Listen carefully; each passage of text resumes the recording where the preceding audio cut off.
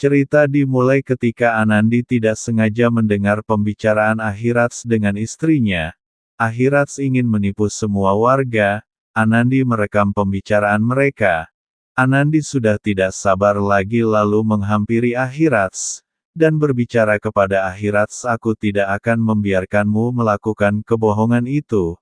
Ahirats terlihat sangat emosi. Ia berbicara kepada Anandi, "Apabila kau merusak rencanaku, aku akan membunuhmu."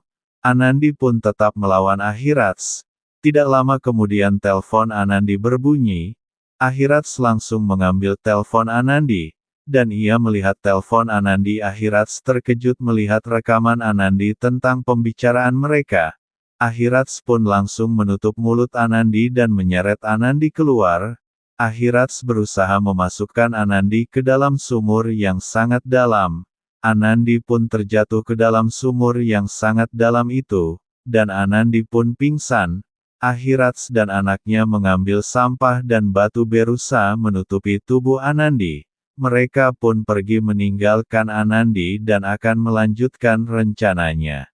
Namun sebelum kita lanjut ke video ini, alangkah baiknya kalian menekan tombol subscribe terlebih dahulu supaya kalian tidak ketinggalan video-video terbaru dari channel ini. Terima kasih. Ahirats pun sampai ke acara warga itu. Ia mulai berbicara kepada warga bahwa ia akan melindungi kalian semua. Kita lanjut ke Anandi lagi. Anandi terbangun dari pingsannya dan ia berusaha naik ke atas, namun Anandi terlihat tidak sanggup naik ke atas. Ia pun berteriak minta tolong. Jagdish pun mendengar teriakan Anandi.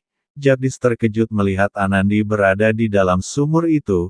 Jagdish langsung mencari tali untuk menarik Anandi dari dalam sumur itu. Anandi pun berhasil keluar dari sumur itu. Jagdish bertanya kepada Anandi, "Siapa yang melakukan ini kepadamu?"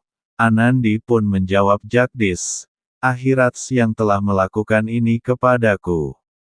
Anandi menceritakan kejahatan Ahirats bahwa Ahirats akan menipu semua warga. Anandi dan Jagdish bergegas menemui Ahirats, dan akan membongkar kejahatan Ahirats di depan semua warga. Ketika Anandi sampai, ia berbicara kepada semua warga bahwa apa yang dibicarakan Ahirat itu semua bohong. Ahirat terkejut melihat Anandi. Singkat cerita, polisi pun datang dan menangkap Ahirats. Semua warga pun senang melihat Ahirats telah ditangkap polisi.